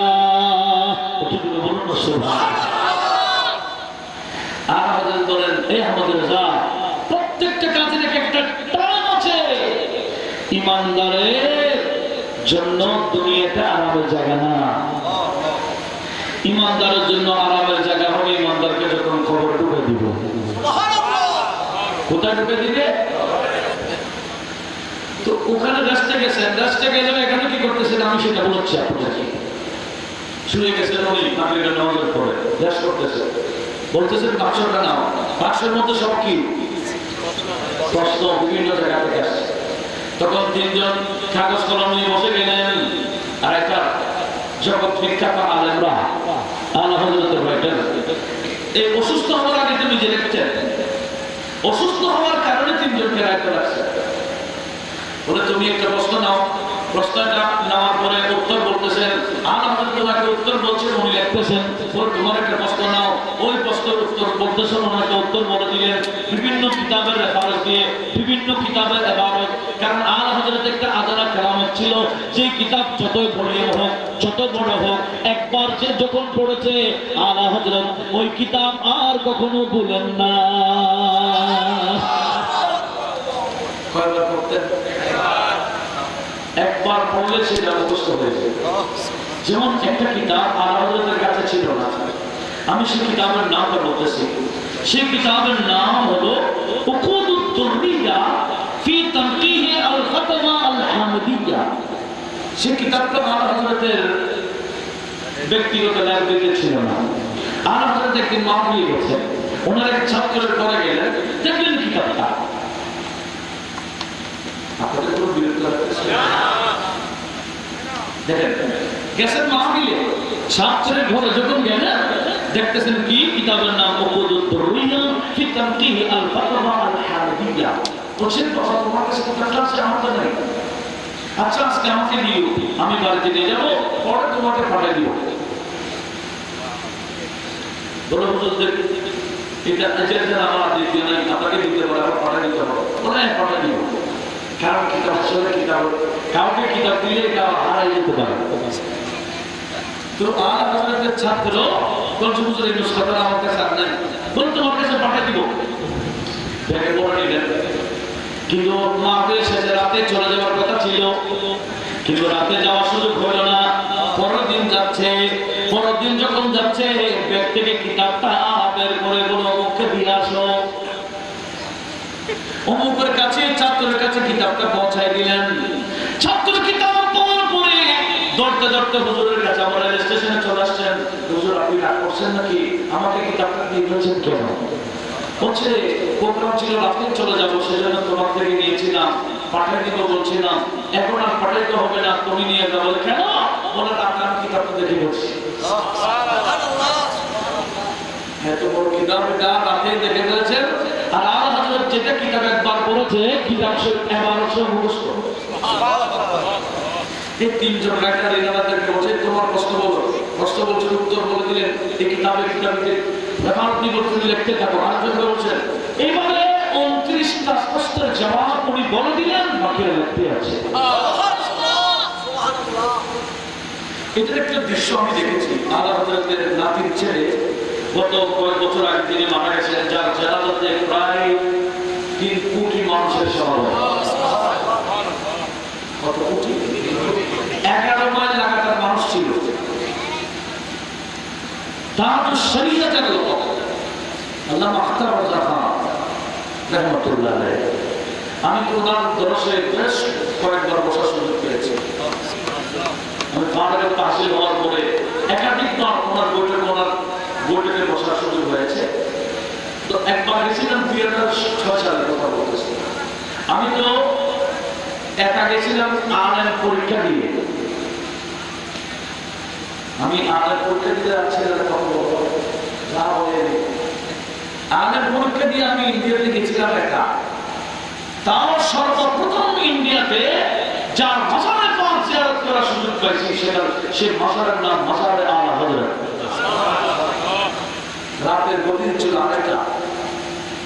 আমি ওখানে পৌঁছে গেছিলাম 2:30 রাতে। সে 2:30 আলা হযরতের জিয়ারত করেছিলাম। এগুলা 2000 সালের আগে কথা বলছি, আর 2-3 বছর আগের কথা। একটু লক্ষ্য করুন, মনোযোগ আছে? এটা 97-98 দিকে আমার যা মনে করতেছে 98 দিকে। আচ্ছা যাক, আমি কি বলতে চাচ্ছিলাম, ওই 2006 সালের কথা বলতেছি। ওই আখতার রাজা খান তার শরীয়ত রাহমাতুল্লাহ আলাইহি, আমি দেখলাম উনি শুয়ে আছে। যখন উনি চোখে ভালো করে দেখে না, উনি দেখতে অনেক সুন্দর ছিলেন, সাদা ছিলেন। ওনার চুল সাদা ছিল, মুখ সাদা ছিল। কারণ আমরা তো উনিতে গত কয়েক বছর আগে মারা গেছে, সব সাদা। ওনার শরীর কেন সব সাদা? আমাদের দেশে আবার অনেকে রোগী হয় না, তাদেরকে দেখলে তো বোঝা যায় সে রোগী, কিন্তু এটা সারার মধ্যে নূর ছিল। অনেক বড় বড় ছাত্ররা ফারুক আসেন, ছেলেরা ফোরনাথের কিতাব পড়তেছে, মস্তিকের কিতাব। আমি দেখলাম উনি ছেলেরা ইবাদত করতেছে, উনি তর্জমা করতেছেন, বিভিন্ন এতরাজ করছেন, উনি জবাব দিচ্ছেন। এভাবে দীর্ঘক্ষণ পড়ালেন। পড়ানোর পর বিদায় দিলেন, ছেলেরা গেছে গা। উনি নাম দিলেন অমুক অমুক অমুক, তোমরা আছো? এরা বলছে আছি। বললো ওই যে কিতাব ওসিলাটা নাও। বিরাট বলিল একটা কিতাব ওসিলা, আরবি কিতাব। বলছে ঢুকে যাও। দেখেন উনিও রেস্টে, বলছে কিতাব ওসিলাটা নাও। একজনকে বলছে তুমি পড়ো, আরেকজন বলছে তুমি কাগজ কলম নাও। একজন ইবাদত করে, উনি অনুবাদ করে, আরেকজন লিখতেছে। এই আরবি কিতাবে যারা পুরো ভাষা তর্জমা হয়ে যাচ্ছে, শুয়ে শুয়ে তো ওই যে কথাটা মনে পড়তেছে আলা হযরত যে রাস্তা গেলেন 29টা ফতোয়া লিখে দিলেন উনি বলেছেন আর তিনজন বড় বিখ্যাত মুহাদ্দিস লিখতে আছে একটু জোরে বলুন না সুবহানাল্লাহ হ্যাঁ আমি মনে কাটো হয়ে গেছে আসলে এগুলো বয়ান দিলে রাত কোন দিকে যাবে খবর থাকবে আলা হযরতের বয়ান এটা বড় দিলকশ বয়ান একটু জোরে বলুন না সুবহানাল্লাহ শেষ কথা বলতেছি আলা হযরত ফাজিল রবি যখন মারা যাবেন ওই সময় শাম রাজ্যের একজন বিখ্যাত মুহাদ্দিস স্বপ্ন দেখতেছেন কি দেখলেন উনি স্বপ্ন দেখতেছেন দয়াল নবীজি সাহাবায়ে কেরামকে নিয়ে অপেক্ষায় আছেন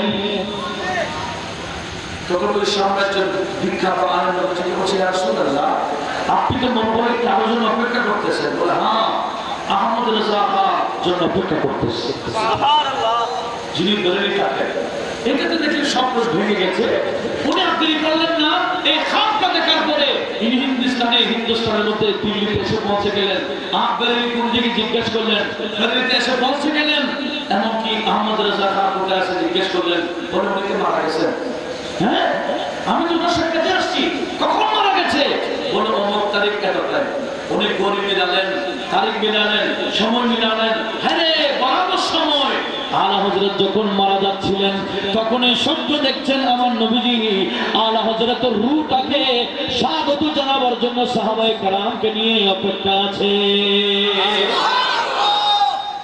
শাকির দয়াল নবী ইস্তেকবাল জানা তিনি নবীকে কিভাবে রাজি করছেন সেজন্য আলা হযরত বলেন আমি মারা গেলে তোমরা যখন আমার জানাজা পড়বে আমার খাটটাকে খাটে করে যখন আমার কবরে নিয়ে আসবে তোমরা একটা কালাম পড়বে আমার লিখিত কালাম আলা হযরত বলেন এরকম বলেছে বেদাত চিল্লাতে আলা হযরত বলে আমার লাশটা যখন আমার কবরের দিকে নিয়ে যাবে আমার একটা লিখিত কালাম আমাকে শোনাবে সেটা কি কাবে কে বদরু তুজা तुम पे करोड़ों दुरूद काबे के बदरू तुझा तुम पे करोड़ों दुरूद तैबा के शम्स दुआ तुम पे करोड़ों दुरूद तुम पे करोड़ों दुरूद काबे के बदरू तुझा तुम पे करोड़ों दुरूद तैबा के शम्स दुआ तुम पे करोड़ों दुरूद और कोई गैब क्या तुमसे निहा भला जब न खुदा ही छुपा जब न खुदा ही छुपा तुम पे करोड़ों दुरूद तुम पे करोड़ों